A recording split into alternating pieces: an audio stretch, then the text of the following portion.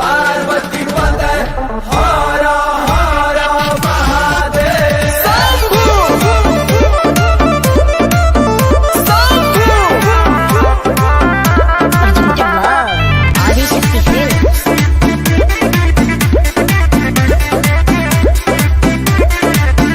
अरे रोज सुबह शाम हमर जपत रहना, बोलो कौन हम कैली खाता के देवे ना ध्यान। सुन सब भुला के बाबा के लगे आके बनी गईनी पुजारी रे।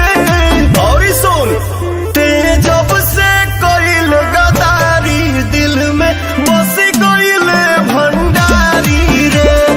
जब से कइले गदारी दिल में बस गइले भंडारी रे।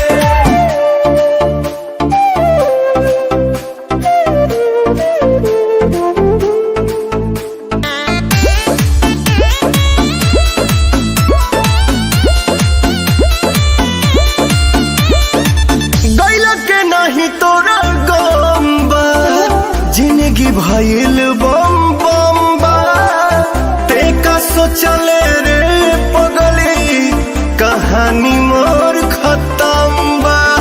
ए सुना, खा के भोला के कसम कहिले, खाली तोहर से प्यार हम करिले।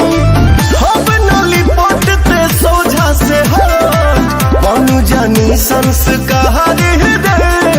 भगबू की ना ते जब से कइले गदारी दिल में बस गइले भंडारी रे।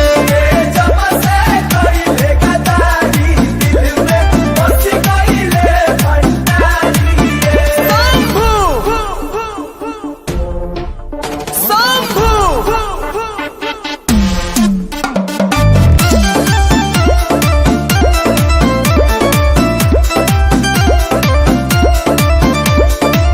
बनी बड़ी खुशहाल रे, नहीं खे कोनो मलाल रे।